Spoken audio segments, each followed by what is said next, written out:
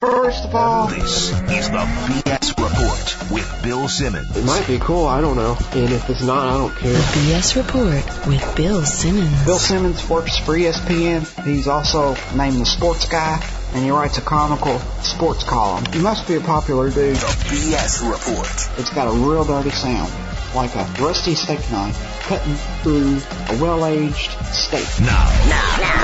Here's Bill Simmons. Welcome to the B.S Report. Week 2 of the NFL season coming up. As always, my buddy, Cousin Sal Iacono from Jimmy Kimmel Live is going to come in. We're going to try to guess the lines. Now, he actually guessed the lines first, and I'm going to guess them right now. He's going to tell me how he did as I'm doing it, and we'll see who does better. I won last week. Sal, are you ready for some retribution this week? I am ready. Hold on. I got stuck here. Trying to pull my Bernard Pollard jersey over my head. Okay, it's on now. That was prepared material, I think. No, I really have it. Number 13. No. You had it? Did you think that was a cheap play? I would get it. It's just all sold out. I mean, record setting. No, I didn't think so. I got to tell you, I'm surprised that doesn't happen 3 times a game, just the way a player could lunge forward right as the quarterback releases the ball. And he seemed like a nice enough guy that felt bad enough. But why, you thought it was cheap? No, I agree with you. I think he seemed like a nice guy, and he felt bad about it. I don't think it was a dirty hit, but I just think it's not. I don't think those hits should be allowed. I don't think you can't really blame him, but when the quarterback is just standing still like that, I don't think anybody should be allowed to dive at his knees because this is going to happen like 2-3 times a year. Yeah, it's rough. It's rough. The quarterback should be moving a little bit if he can go for his knees. It's like, this is just has nothing to do with anyone else, but it's like when a basketball player comes down on his ankle and twists it. It's like, oh, why doesn't that happen 45 times a game? I know. Especially when these guys, you have 6 guys sometimes going after the quarterback for how many, 45 plays or whatever. It should just happen a lot more. It's a shame. But I remember last year when, once they got to like 8-0, 9-0, 10-0, every time somebody was rolling around near Brady, I was petrified because that was the thing that was going to sink the undefeated season. I agree. I don't understand why this injury doesn't happen all the time. I don't see how more guys aren't like temporarily paralyzed or like it just seems like I even watched like 3 or 4 plays this weekend where like there's a special teams fumble and 2 guys dive for it and they hit head on and nobody gets hurt. Yeah. But yeah, I don't know. Guys anyway, I'm still depressed. Let's just hope. No, I know. You're depressed, but guys who don't root for the Patriots are going to be even more depressed than their undefeated regular season when Matt Castle leads into a 14-2 record. I hope you're right. I can't say I have a lot of confidence in Castle. Everybody was talking about the whole Patriots, everybody is expendable. The next guy has to just step in. That's how we do it. But this whole team was built around the premise that Brady was never going to get hurt. Like they'd never, ever paid for a backup quarterback, ever. Yeah. It was always like minimum wage guys. And, I think this was the one scenario where they were like, if he gets hurt, we're screwed. Do you think this is karma for running up the score and Yes. videotaping and putting Brady on the IR every year, even though he can't find a hangnail on the guy? It's not it's not karma for the videotaping because I still am of the belief that all the teams cheat. All right. But the FUTDs, you just knew. You knew there was going to be retribution in some form. But to have it happen 8 minutes in the season was even a little cruel. That is awful. I think football fans are going to be bummed out that this happened eventually because when they're watching a Monday night game and it's Matt Cassell instead of Tom Brady, it's just not as compelling. Yeah, and Peter King did point out like the 2 matchups against Favre would have been great. Yeah, I don't see how this is a good thing to make one of the most interesting teams in the league not as interesting. Like whether you liked them or you didn't like them, at least it was fun to have them in the league. Like you could root for them or against them. But anyway, let's hit the lines. Well, the poor bastard's probably nude sunbathing with Giselle in St. Bart's right now for the next 3 months, so let's not feel too bad.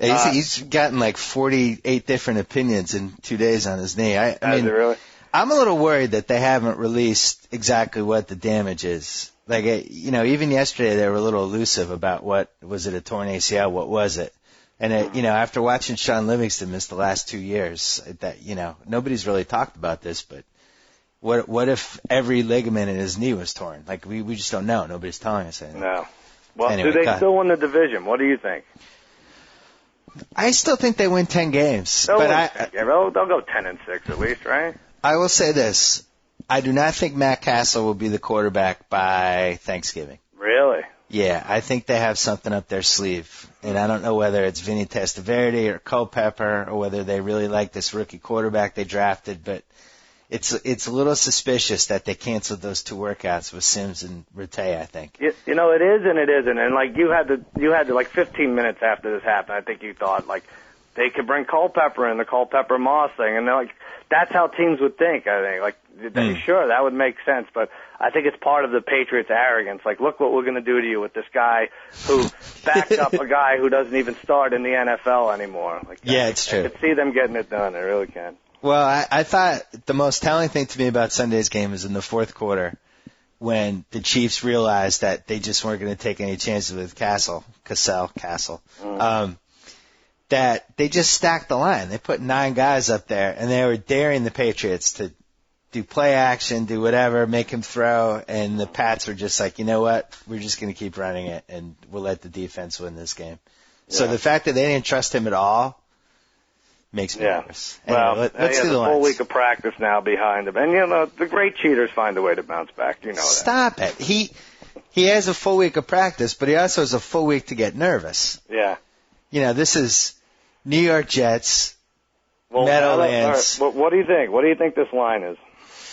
You want to do that one first? Yeah, let's do it first. Jets and Patriots. You know what scares me is I've spent an inordinate amount of time wondering what this line would be. Mm-hmm. And really, I'd believe anything within about an 8-point swing. Yeah, I spent a lot of time, too, and it didn't mean that I was anywhere closer than 4 points off. I said Pats by 3.5. All right. I said Pats by 2, and it's Jets by 2.5. Whoa. Shocking. Crazy. It's crazy to me. I would have believed Pats by 6. I would have believed Jets by 4. Like, that's how far my swing was. Let me ask you this. If Pennington converts on that 4th down and the Jets lose to the Dolphins, are they still favored in this game by almost a field goal? What about if the Dolphins had, what was it, first and 10 from the 18 with 23 seconds left? Yeah. There are plenty of chances to win that game. And somehow didn't get one play near the end zone that looked like it might happen. I don't know. But, yeah, I think Vegas is going to try to convince us that the Jets are the pick by the end of the week, and we're all going to look stupid, and the Patriots are going to win 24-10 or something. Well, this happened in 2003 and 2004. Remember when Troy Brown was playing cornerback and that year, and everybody's like, no way they could do it, no way, and the Pats just thrive on this. This is they're kind of back to where they used to be in terms of nobody believes in us. Right. Everybody's got to step up. I wrote this today. I feel like the Brady offense kind of moved them away from that a little bit, and it became the Tom Brady show and not what we watched for 5 years. Yeah. Anyway. Speaking of the Tom Brady show, here's what I think he should do, by the way. In this year he has off, he should steal Jessica Simpson away from Tony Romo. And I love the Cowboys and Tony Romo, but what a great comeback that would be if they met next year's Super Bowl after he stole his girl away because Romo wasn't able to pay enough attention to her and the whole Giselle thing and everything. That's interesting. So, and would you do it this season or would you do it with the aim for 2009? Yeah, maybe wait a little. You don't want to seem desperate. Maybe wait till December or January, just enough to screw Romo up for the first playoff game again. Well, I'm worried, if this was a movie, Giselle probably splits in about a month. Oh, that's right. And then, Brady, it's you have the sad montage scene of Brady on crutches with his kid in the park, wondering what happened. Mm-hmm. So I'm a little worried about that. I don't want to see his whole life cave in. Yeah, next thing you know, he's making a cameo on the Hills. How does it feel to have, the Hills could happen. How does it feel to have the best quarterback of football? It feels. Tony Romo. And it's felt good for the last year now. He's great, and he reminded me a lot of Brady against the Browns. And we don't know how good the Browns are, and they're probably lousy. At least their secondary was supposed to be going in. But just the way he was hopping around in that pocket, just very reminiscent of Tom Brady. Cocky. Yeah, I agree. Like very confident, cocky. I think after watching Manning move around like 2000 Dan Marino, 1990. What was Dan Marino's last year? 98. Around there, I think. Yeah, he looked like Marino in the last couple of years. The way he was like, it doesn't have that lateral movement anymore. I don't know if it's his knee or he's just getting old, but you'd have to put Romo 1, Aaron Rodgers 2. Wow. Tavares Jackson 3. Romo, I think Romo, Roethlisberger, and Cutler. It seems like it's a new generation of QBs maybe that's Breeze moving. up there a little too. Yeah, maybe Breeze. Palmer's moved out, I would say for sure. Palmer, oh my God! Did you guys have that game on at Jimmy's? What a disaster! No, we didn't have that on. First of all, they didn't score a touchdown. Yeah, the Bengals. What happens to these teams that are getting beat so bad, like the Rams and Bengals, and their receivers can't even put up good fantasy numbers when they're coming back? Like, that's not how it used to be. Well, then you have, I had the second pick in our West Coast draft because Tom Brady's injury killed my team in week 1. Yeah. And you have the Rams, who literally nobody knows who their receivers are this week. Like even Mike Holmgren doesn't know. And then you have, not the Rams, the Seahawks I meant. And then you have the Rams, who I guess their number 2 receiver is Dane Looker. Yeah. Like, what do you do? And then yesterday watching the Broncos, I picked the Raiders because they didn't have, no Brandon Marshall in the Broncos. Mm-hmm. And this Eddie Royal guy comes out of nowhere, and somehow somebody had him in our league. Yeah. How do you pick Eddie Royal in our league? I have him in my other league. I think he had a pretty good preseason. I might be wrong, but he may have had 2 touchdowns in the preseason. Really? And again, when Marshall comes back, it could all be very different. But all right, let's keep doing the lines. All right, yeah, we are doing lines. All right, so I won that one, New England at the Jets, although I'm not proud of being off by 5 points. Oakland at Kansas City. I totally missed the Jamarcus Russell. He is awful. He is horrendous. Yeah. And I actually like, Brody Croyle's terrible. Damon Heward's like, he's also terrible, but he's functionally terrible. Like, I felt like the Chiefs came back a little when he came in and actually had a chance to win. So I'm going to say... When we were watching Hard Knocks last year, I think we all thought, like, Damon Heward was probably the better choice. But yeah. Brody didn't show... The Chiefs make. Well, he didn't show anything other than his girlfriend was hot. That's right. I'm going to say Chiefs by 3.5. That's what I said, and it's 4. So Damn we'll split that one. All right. Yeah, this doesn't make the big screen or any screen, even at Best Buy. But it's awful. Yeah. All right. Oakland is. You could not look worse. Mm-hmm. In every capacity, they look terrible. And I had actually forgotten about the whole. I'm kind of mad. I had forgotten about the whole. Al Davis tried to fire Lane Kiffin, and Lane Kiffin wanted to fire the defensive coordinator, and now they're all back, but they don't talk. And those not good. Miserable. The spiked helmets and everything else, the tears and falling asleep on their wives. What a scene that was. It's not a fan base you want to be miserable because really, like, violence could ensue. How has no one killed Al Davis yet? That's interesting. Chicago or Carolina? Kind of like both of these teams last week. Yeah. This is the class of the league since the NFC has. Oh, by the way, you have an apology for our listeners. Why? What now? Your Richard Nixon's nickname was? That's you. What do you mean? All right, so we do our whole fantasy preview. We talk about sleepers. You stay mum on Matt Forte, knowing that people would listen to us. And then in our fantasy draft, in like the 10th round, you took Matt Forte. You're all happy about it. And then you email me that with the weekend before week 1, and you say, hey, let's do a rookie of the year future. I love Matt Forte at 10-1. Where was this in the podcast? What the hell? I don't listen. Listen, God forbid I try to win this league once after 20 years. So we have a fantasy football preview, and you keep sleepers in your pocket. All right, let's do it again. But you have nothing to talk about. You were talking everyone off Tom Brady, obviously before he got hurt, and then you snatch him up at the 5th pick. So what are you talking about? No, it's 6th pick. But what was I going to do? I wasn't going to take Marion Barber 6. You should have taken Michael Turner, the greatest running back in the league. What I should have done was stick to my guns and take Romo, who I knew was going to have the best season of any quarterback this year. Yeah. If Romo had Manning's name, he might have been like the 1st or 2nd pick. Yeah. All right. What's the next I apologize. one? Fine. Yeah, whatever. Chicago or Carolina? I said Carolina by 4. All right, you get that, because I said 5 and it's 3. Because no Steve Smith, probably. I thought, yeah, that's true. I just thought they'd get a little more respect. Jake's back. Nobody's talking me out of Jake being back. Yeah. Now, is the line higher if the backup tight end, Rosario, doesn't catch that last-second prayer, or is it lower? I think it's the same, because if the Chargers had won that game, that would have been such a garbage win. Like, the Panthers totally dominated that game, and that would have been a terrible loss. So. Yeah. You know, I think Peter King made Jake Delhomme the Offensive Player of the Week. Did you watch the end of that game, like the last drive, the Panthers? Yeah. Wasn't that a crazy clock management? They were stuck with a timeout, right? Look, I don't know how many times we can complain about the clock management. Oh. How about Jim Zorn in the Washington Giants game? Stupid. Reenacting the Eagles' Super Bowl drive against the Pats. When they had an 8-minute, 2-minute drive. Yeah. Yeah, it's awful. I don't understand why these teams don't understand what to do when they're down by 2 scores with 3 minutes left. Like, you have to get a field goal and a touchdown anyway. Hey, I've been writing about this for 8 years. I just don't get it. Jim Zorn better get very used to being down 2 scores with 8 minutes left. I think he's going to figure it out somewhere along the line. That's bad team. These teams, they get to the 30-yard line, and then they start throwing, like, pseudo Hail Marys into the end zone, where they should just be kicking the field goal and trying to get the ball back. Yeah, you're right. Yeah. All right, it's never going to end. Giants at St. Louis. Ugh. Looks like the schedule broke for the Giants. Yeah, really. They're going to be 2-0. I'm going to say Giants by 8. That's what I said, and it's 9. All right. So, fair enough. That one. New Orleans at Washington. That was the best game I watched on Sunday, was New Orleans Tampa Bay.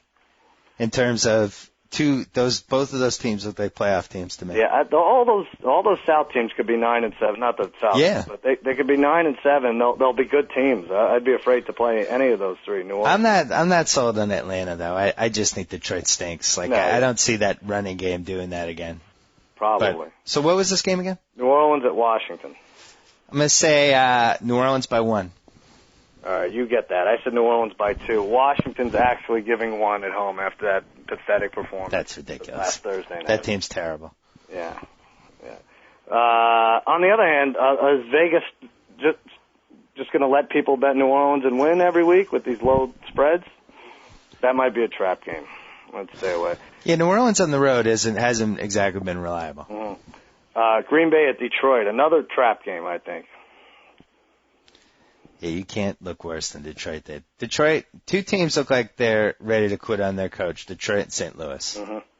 And possibly Cleveland, although it's unclear if they know their coach is alive, so I'm afraid to put that. Did you see him during that Dallas game? I don't think he moved. Kicking the field goal down 3 touchdowns? I don't think he really moved for like 2 quarters. No.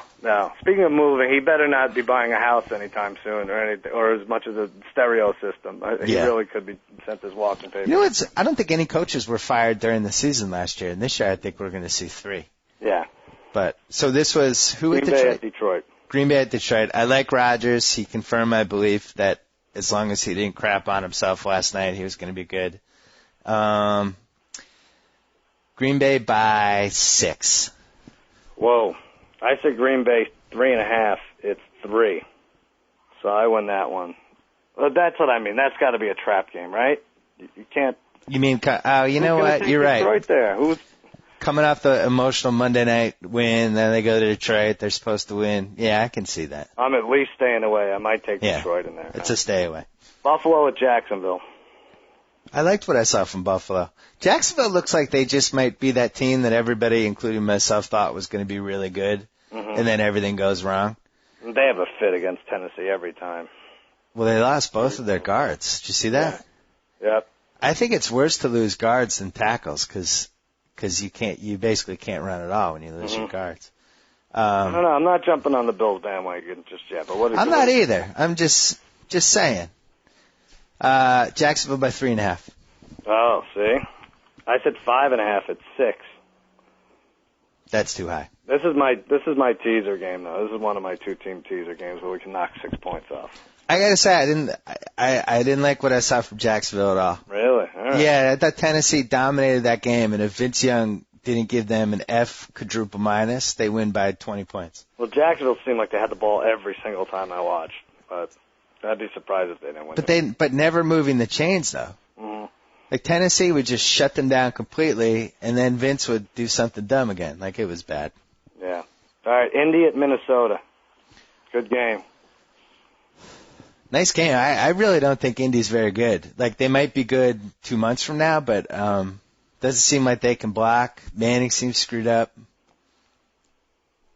It's a tough one. I hate it. I hate trying to pick this game, though. And I have a feeling, though, by the end of the week, I'll have a very strong opinion on one of these teams. Well, Vegas is always going to overrate Indy, so I'm going to say Indy by 3. Well, that's a good call. Indy by 2.5. Yeah. I thought Minnesota would be favored by 1. But that's a good call. Let me ask you, Westbrook for Peterson. Our friend Hench is going nuts because had he taken Westbrook over Peterson, he would have won this week? We traded the 2 and 4 picks. He would have won. He would have beat me this week. I thought that was a great trade by you. Thank you. I would have rather had Westbrook than Peterson. And after watching Tavares last night, oh, is he bad? I don't see how Peterson should ever rush for over 100 yards in a game. Like and he had 100 yesterday, but there was such tough yards. You know? Yeah, you know just how to play him and stack up against him. Well, and also these guys who run upright when they have 4 guys hitting him every time, eventually they get hurt. Yep. Like, I don't think he's built to endure a 16-game season getting hit by 4 guys every carry. Not even a 11-game season in college he couldn't endure. Tennessee at Cincinnati. I think Collins gets a start here, right? I left the Bengals out of my group of teams that seems like they might be quitting on their coach. I'd like to apologize to Marv Lewis. Well, what is he worth anymore? I mean, at least his wide receivers used to give us nice fantasy value, and now we don't even get that. That's the sign when it comes. Well, the real story is, and this is what worries me so much about Brady. Like Palmer's never been the same since that injury. Yeah, he's just not. I don't even think he's in the top half of the QBs anymore. He's not even top half of USC graduate quarterbacks. That Castle and Leinart and Palmer. I don't see how Cincinnati scores in this game because I thought Tennessee's D was the best thing I saw last week. I just thought they just nobody could do anything on them. I'm going to say Tennessee by 3.5. Wow. With Kerry Collins. All right, I was off too, but not off by that much. I said Cincinnati by 3 because I overrated the Kerry Collins thing. It's Cincinnati by 1. So you're going to love Tennessee if you love them. Yeah, I like Tennessee. And I'm sure I'm jinxing their season by liking them. Sounds like that. Because I went 6-10 this week. San Fran at Seattle. Oh, you know what? I think I left the San Fran coach out of my teams that might be quitting in their coach group. Yeah. Because they were awful too. But he was dude at least. I don't see how Seattle can be favored by more than 4 when they're going to have 2 guys who weren't even on the team a week ago starting at receiver. So I'm going to say Seattle by 4. I said 7.5, and it's 8.5. Wow, it sounds like you're going to like a lot of games. Wait a second. So Matt Hasselbeck, it's been established he has a bulging disc in his back. He's hurt, yeah. His top 4 receivers are out. He has no running back. Why would they? I don't get that. The home field is San Francisco. Did they win a game on the road last year? Maybe they won 1. And Seattle was probably 7-1. But is Seattle better than San Francisco at this point? I mean, they're both terrible. They were pretty lousy, San Francisco, at home against Arizona, one of the few games they could possibly win, you know. Who looked worse than Seattle in the Buffalo game? Except for the Rams. Yeah, there was some stupid special teams things that got them out of that game early. But I know what you're saying. It probably shouldn't be so high. Atlanta at Tampa Bay. It's another one. Tampa by 7. Tampa by 7 is what I said, and it's 9. That's pretty high too. Matt Ryan on the road. Yeah, they have to throw everything at that guy, right? His blitzing schemes, and maybe Michael Turner doesn't rush for 400 yards this week. We all passed on Michael Turner as our second running back. Yep. All 9 of us. All of us. 10 of us. We did New England at the Jets, San Diego at Denver. I wasn't impressed by San Diego. I was very impressed by Denver, although it's hard to tell how bad Oakland was and how much it had to do with that. But I'm going to say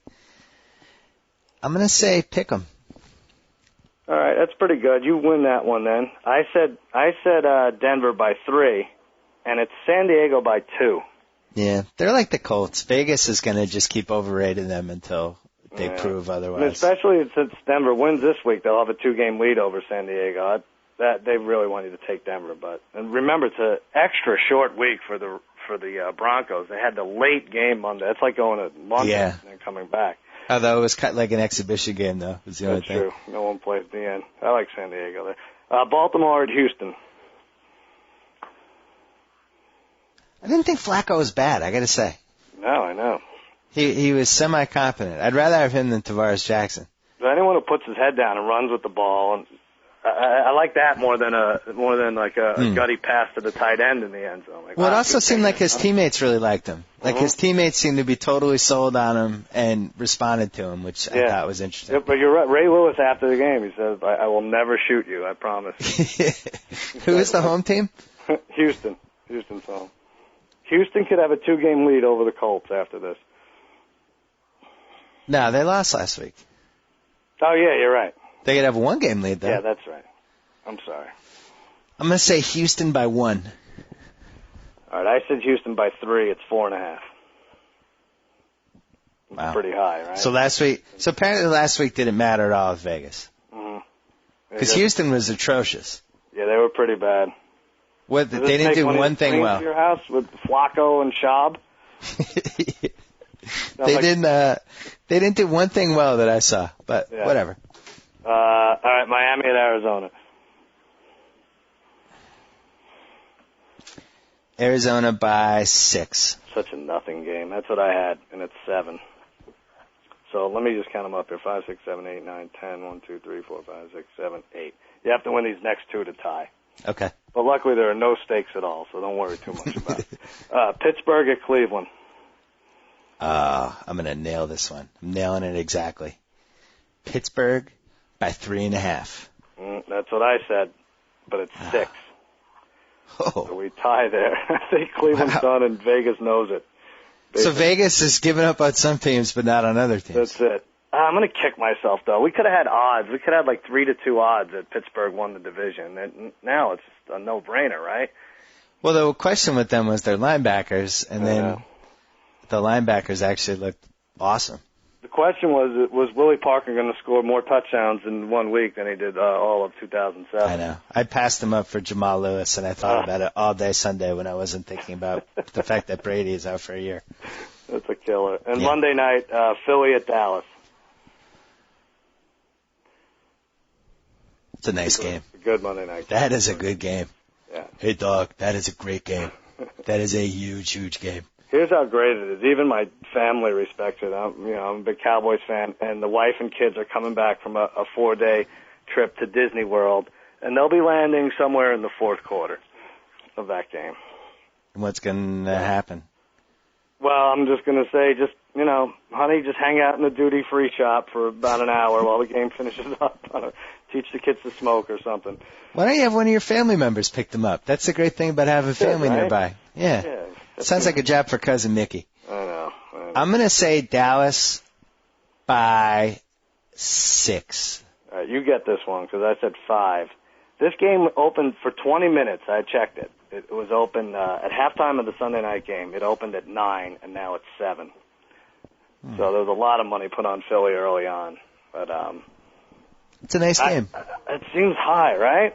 I'm going to stay away. It's a nice game. Just be careful not to gloat too much about this Brady injury because you're in the same boat with your quarterback. Why? What do you mean? I'm just saying. No, my guy is very careful. I don't even know who your backup quarterback is. The great Brad Johnson. He's a Super Bowl. He won a Super Bowl. Here's a ring. Was it Super Bowl 3? How dare you? Don't worry. He'll never see the action. Congrats on your victory, and we'll talk to you next week. Thanks, buddy. Talk to you next week. Bye-bye. 30% off. Whoa! Thank you for downloading the B.S. Report with Bill Simmons. Too much fun. Check out more podcasts at the iTunes Music Store or at Pod Center at ESPNradio.com. Peace out.